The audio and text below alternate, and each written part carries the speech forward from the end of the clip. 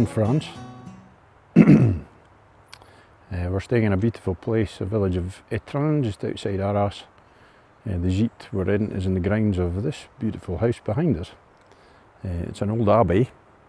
There's a little chapel over here at the side, and there's remains of an old abbey round about. There's fish ponds down the bottom. It's absolutely beautiful, huge grounds, and we've got the run of it, so it's lovely.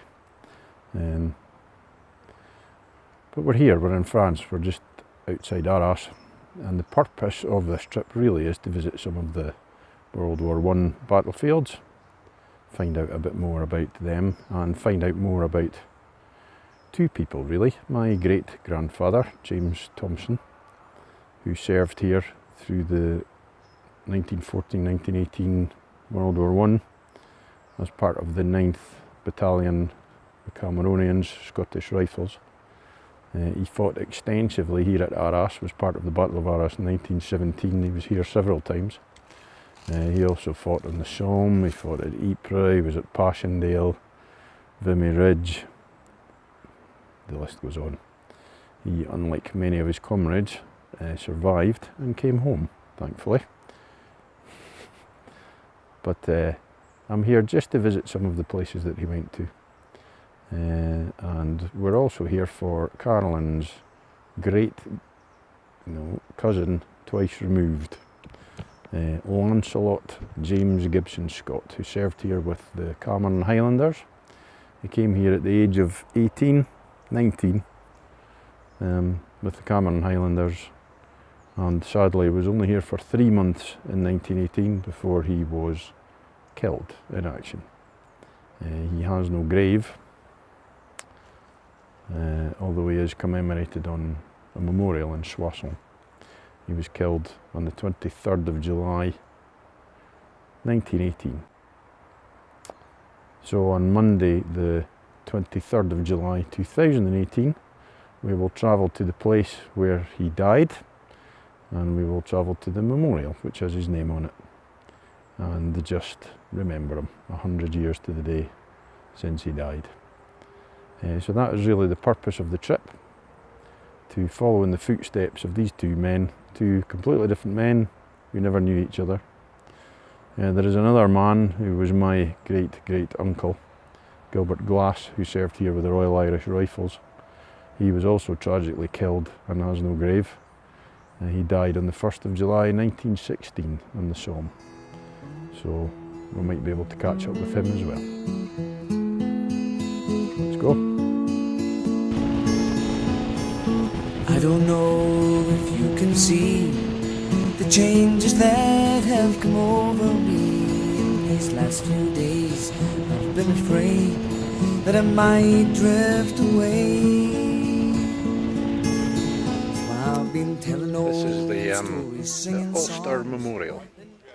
It's a memorial built to commemorate all the men of the 36th Ulster Division who died here. We're just right at the back of the Thiepval Memorial, just in the German side of the Somme battlefield. It's quite a majestic kind of monument. They've done a real good job on it. It's a copy of a castle in Northern Ireland, and they built it here to commemorate the men who died. So quite interesting, especially as I have an ancestor who was part of that division and who died here on the 1st of July. So it's quite a beautiful monument, and they've turned it into a remarkably peaceful place. There's a little coffee shop at the back. It's full of kids who are all laughing and interested. It's nice, it's lovely here. Think about where I came from, and that's the reason why I seem so far away today. Let me tell you that I love you, that I think about you all the time. Caledonia, you're calling me, and now I'm going home. But if I should become a stranger, know that it... This is the Thiepval Memorial on the Somme. As you can see, it's pretty impressive. On here are the names of tens of thousands of men who went missing on the Somme, on the battlefield. One of them is my great uncle Gilbert Glass, who was in the Royal Irish Rifles. I've found his name on one of the piers. I'm not a big sentimentalist, but it gives you a funny feeling when you walk up to something like this, knowing that one of your predecessors, one of your relatives is commemorated on this. It's quite a stunning memorial. It sits on the site of a German position which was here on the front line, which was called the Schwaben Redoubt. The Germans had been here for 2 years and had fortified the whole edge of the valley. As if you get just the other side of the memorial here, there's a drop off down into the Unker Valley, down to the river. And the British attacked from that side and came up. There was a hugely fortified position here, which was one of the major objectives of the day, and it was in fact the objective of the 15th Battalion of the Royal Irish Rifles, of which Gilbert Glass was a part, and he died attacking this position on the 1st of July 1916. His body was never found. He has no grave. So this is quite a moving thing. As I say, I'm not overly sentimental about these things, but it's hard not to be when you're here. It's just overwhelming, actually. And the nice thing is now, it's beautiful. And they've turned it into almost a park, and you can see where, you know, there's busloads of kids behind me, and they're interested, and they're chatting away to each other, and it's nice that it's turned into a nice place for people to remember what happened and move on. So it's been interesting. More than sad. Caledonia's been everything I've ever had.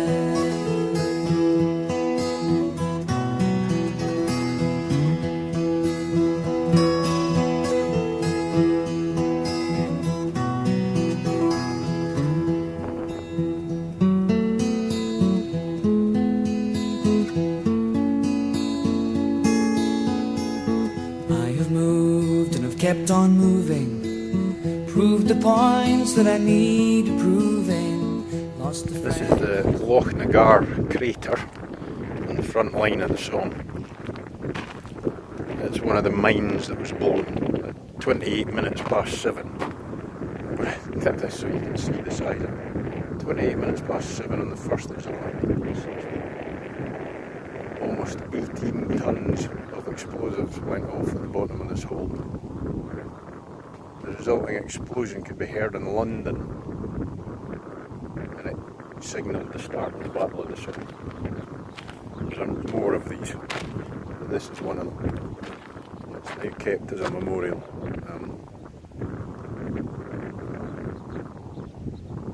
It's quite staggering.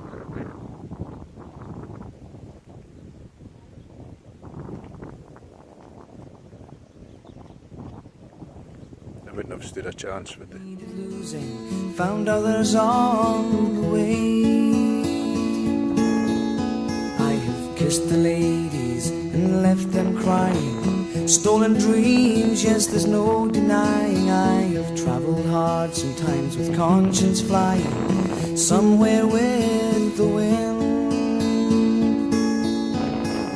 Let me tell you that I love you, that I think about you all the time. Caledonia, you're calling me, now I'm going. So this is Beon Wood, which is just behind the front line on the Somme battlefield.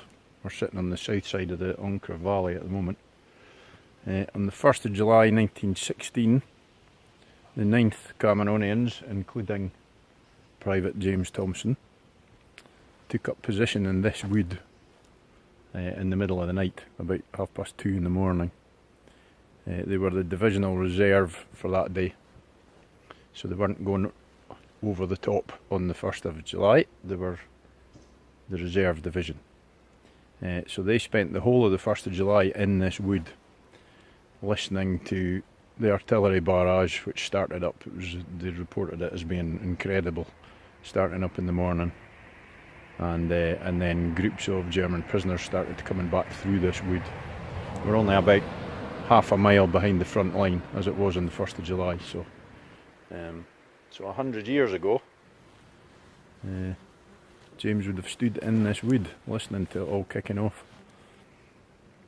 They didn't move into the fight until the 2nd of July, by which time you can't help thinking they would have known exactly what they were going into. And yet now it's all peaceful. It's rather nice, but it's also rather private, so I can't go in for a wander about.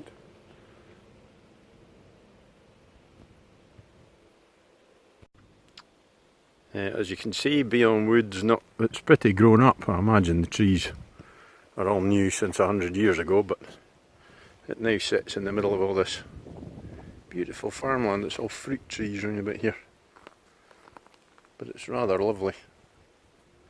As I say, rather peaceful.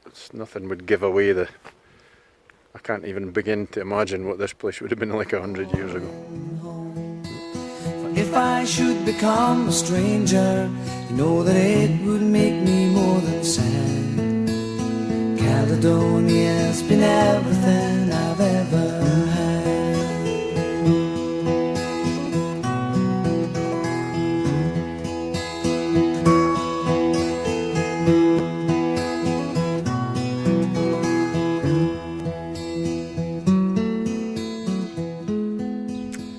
This is the village of Montauban de Picardie.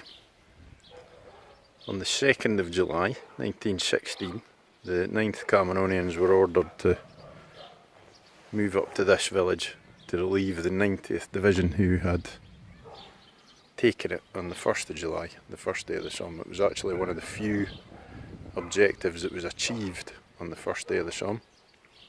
But when the Cameronians arrived here, they discovered that they had a completely unsheltered position that they had to take over, in full view of the enemy and the artillery, so they took a bit of a pounding. They were only here for a day and they lost 35 men to the artillery fire. A lovely peaceful wee village now, but I only imagine it was a smoking crater in 1916. Now I'm sitting here before the fire, the empty room, the forest choir, the flames that couldn't get any higher. Well, they've withered now, they've gone. But I'm steady thinking, my way is clear, and I know what I will do tomorrow. When the hands have shaken and the kisses flowed, well, I will disappear. Let me tell you that I love you, but I think about you all the time. Caledonia, you're calling me, and now I'm going home. For if I should become a stranger, know that it would make me more than sad. Caledonia's been everything I've ever had. This is Delville Wood. We're just slightly east of the village of Longueval here. So while the Cameronians were in Longueval, they were instructed to attack the northwest corner of this wood. We're on the sort of southern side of the wood now. It's quite big. All these trees you see, and there are many, it's quite a big wood, have been placed here since 1918 because there was, I was going to say not a single tree left. There is one tree which survived that has been preserved as a monument in here somewhere. They call it the last tree. This rather impressive memorial behind us is to the South African Division, of which the 9th Cameronians were part. At that time they were part of the South African Division. The South African Division, this was their big moment, if you like. They were thrown into Delville Wood to try and get rid of the German presence here, which was considerable, and it was a major hot spot for the Battle of the Somme. South African division sent 3,200 men into this wood in July 1916, and less than 150 of them walked out. That's quite a statistic. As a result, this part of France was gifted to South Africa and remains a part of South African soil ever since. So they built this rather spectacular memorial on here, which is rather beautiful.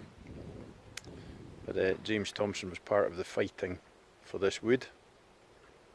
It was a hellish place, actually.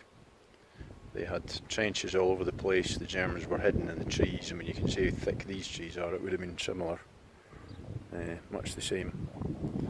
And they had snipers hidden all over the woods, and they developed a tactic apparently of waiting until the men had gone past them, and then they would pop up behind them and open fire with machine guns and snipers. And they never knew where they were or how many there were. Or it's a big wood. Pictures of it from 1916 show that by the end of it, it was pretty much just a bundle of charred sticks. But yet again, they've turned it into a lovely, peaceful place. It's nice. In the wood here and amongst the trees, they've cut through little avenues all the way through. The whole thing's been planted along a kind of grid formation. They've got these avenues, so there's one here behind me. As you see on the other side that goes away through, there's these little sort of monuments, little points round about, just little memorials. But they all have names depending on where the soldiers who fought in this wood came from. This particular one is called Buchanan Street. There's also a Princes Street somewhere further over to remind people of all the Scottish troops who fought in here. This is the Le Dernier Arbre, the last tree. It's the only surviving tree from 1916. It's a hornbeam, which was the only one left. Obviously it's flourished since. It was pretty much just a stump at the end of the war, but it's recovered and become this beautiful tree. It's now a bit of a shrine for the South Africans. It sits in the middle of this beautiful wood. Well, just over here, a little reminder of the time, the remains of a trench which has been left. A reminder of the fact that this bit of wood was one of the most fiercely fought over bits of ground in the Somme.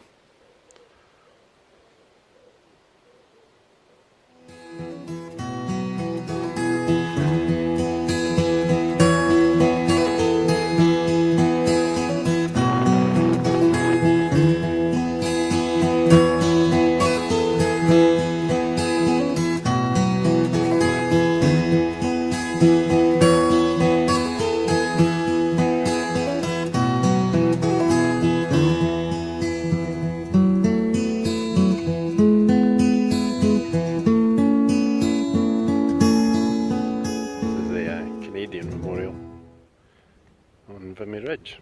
It's really quite impressive. I think of all the memorials, as artistically, this is the best one. It's the most beautiful sculpture. Commemorates 60,000 Canadians who died during the First World War, and a lot of them taking this very spot. The ground round about is all covered in, you can't really see it, but it's all trenches and shell holes. These fences here have got little red signs on them to warn you that you can't go in there because they're still unexploded ordnance. It's 100 years later, so over here in the woods there's trench lines and stuff you can go and visit in a nice visitor centre, but really the key is the memorial, which is quite spectacular. The French government gave this bit of ground to Canada at the end, so we're actually on Canadian soil here. And the Canadian government pays for the upkeep. and it's lovely. You can see how important it was up here. You can see for miles round about.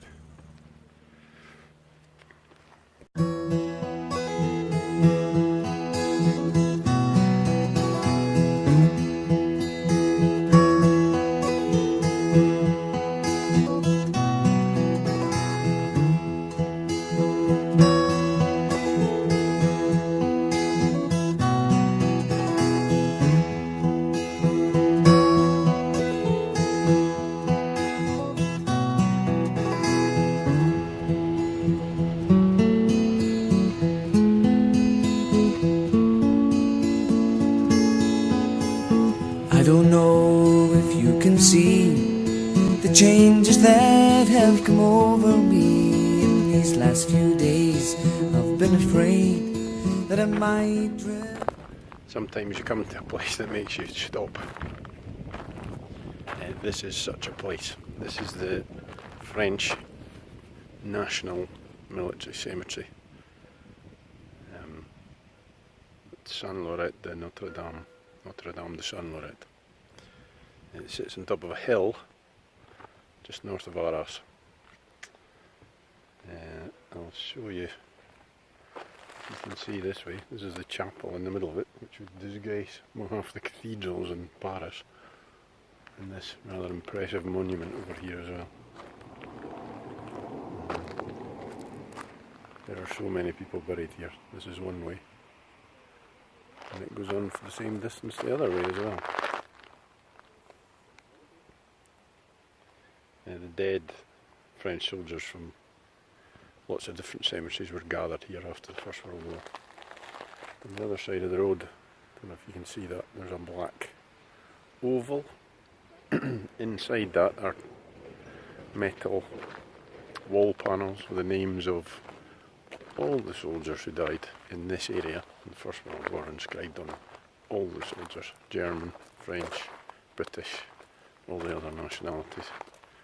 And they're all done in alphabetical order, regardless of rank or nationality. So they're all in there together. 580,000 names there are in there. We've just been in, and it's quite a sobering experience. And that's just the guys who they know are buried in the cemeteries. It doesn't include the missing. It's enormous.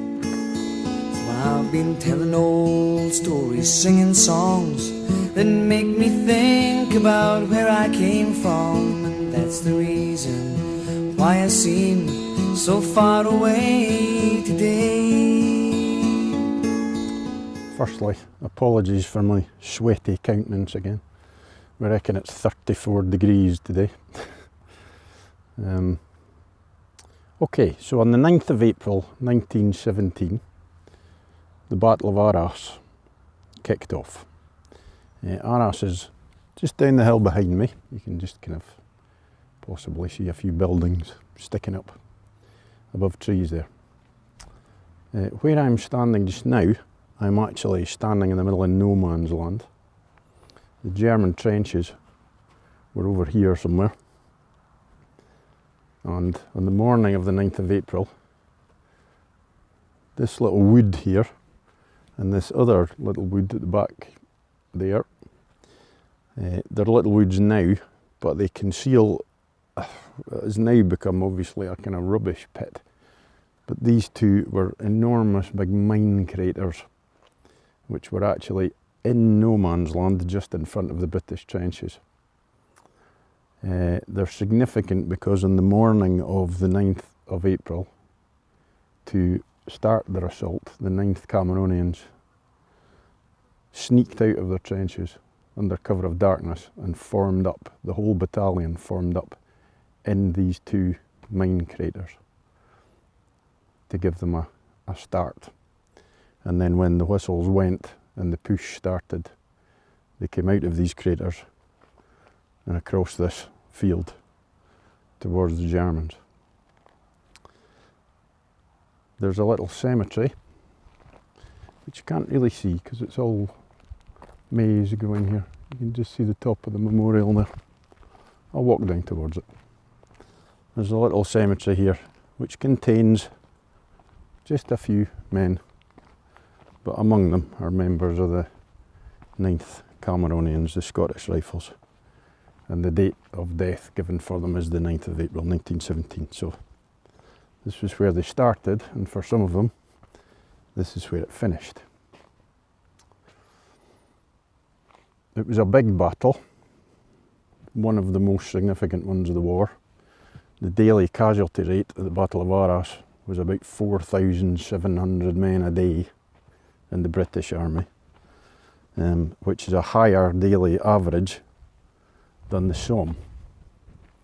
The Somme lasted for several months, so the casualty figures are obviously a lot larger.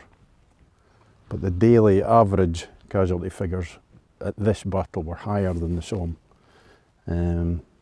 But the Battle of Arras only went on for 5 weeks. But it was carnage, it was absolute carnage. However, it also was the battle in the First World War where the British Army achieved the most ground. They captured the most ground and pushed the Germans back beyond the Hindenburg line. And on that day and the subsequent days, the 9th Cameronians and the whole 9th Division that they were part of did very well indeed. They took heavy losses, but they took all their objectives and pushed on even further than that, so they did well. But this is where it all started on that day. Nice and peaceful now, it's just a farm. Let me tell you that I love you, that I think about you all the time. Caledonia, you're calling me, and now I'm going. So we've made it here today. This is the memorial for the Scottish 9th Division, of which the Cameronians, the Scottish Rifles, were a part. It stands at the Point de Jour, northeast of Arras. We've come from Arras. This was their final objective in the Battle of Arras in 1917, and they achieved it. It took a bit of a pounding on the way. So this was the furthest point that they reached in the Battle of Arras, which is at the moment we're about 3 or 4 miles from Arras, from where they started. So they did well. It's built as a replica of the one that stands on Culloden battlefield. And then round about it there are stones to commemorate each of the regiments who formed part of the division. So we've got all kinds here: Argyll Southern Highlanders, Scots Fusiliers, Royal Scots, Commons, Seaforths, Black Watch, HLI, South Africans, and then here, just next to me here, the 9th Battalion of Scottish Rifles.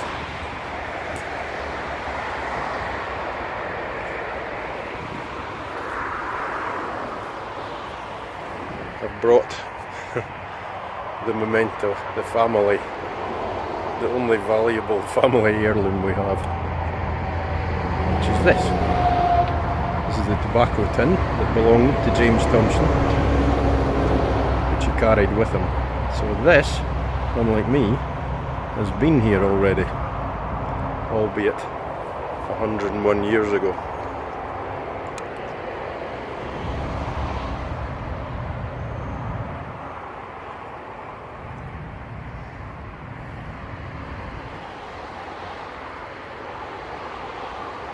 It's a fitting monument to these men.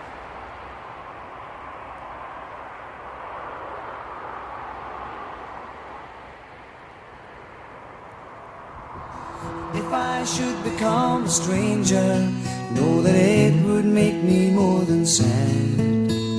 Caledonia's been everything I've ever had.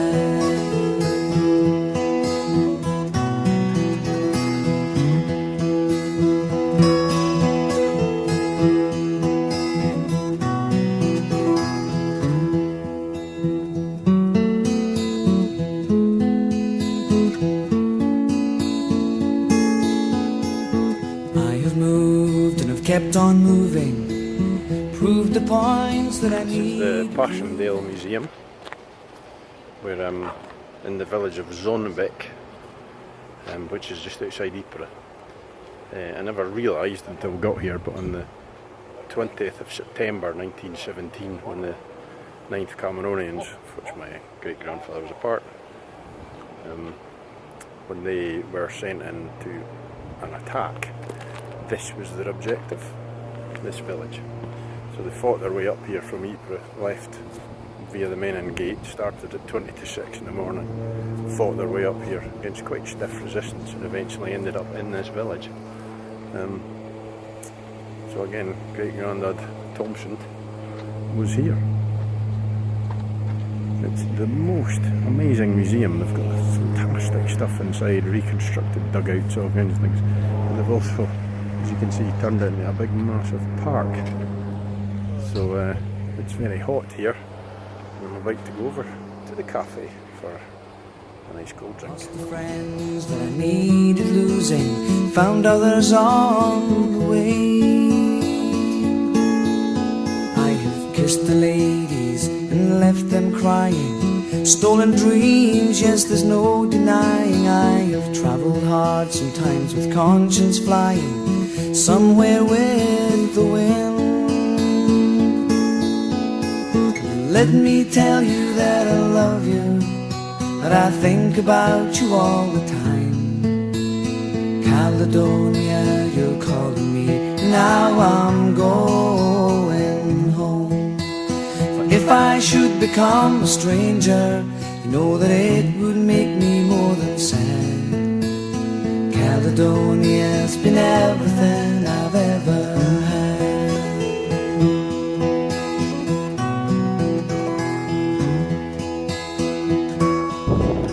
Field just outside the village of Passchendaele, which is just over this slight rise behind me. As part of my research at James Thompson, I found the old trench marks from their attacks in October 1917 when they were sent forward at Passchendaele again. It doesn't look like much, it's just a field between this farm building and this farm building.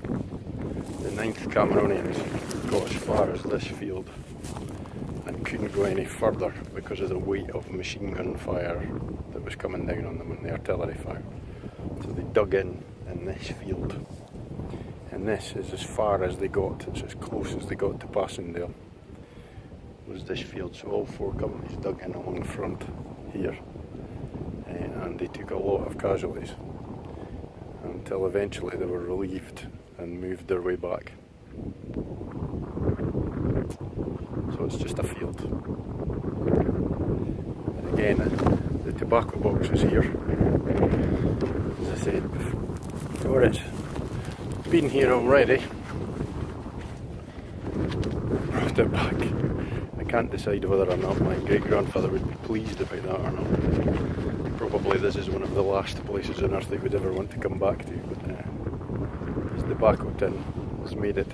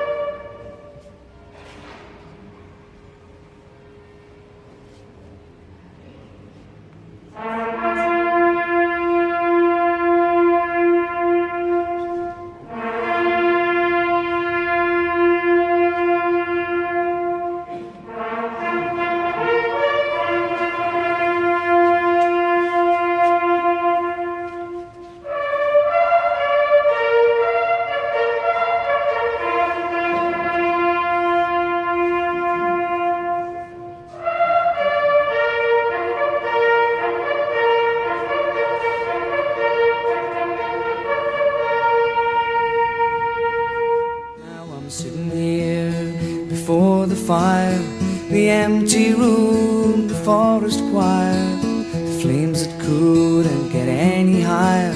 Well, they've withered now, they've gone.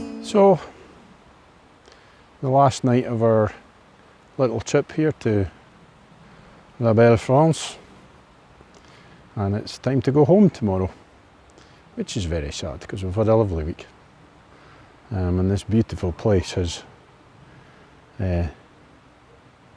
really been a fantastic place to stay. It's such a lovely gîte and such a fabulous place, and it's been ideal for the trips that we've done. Perfect, great.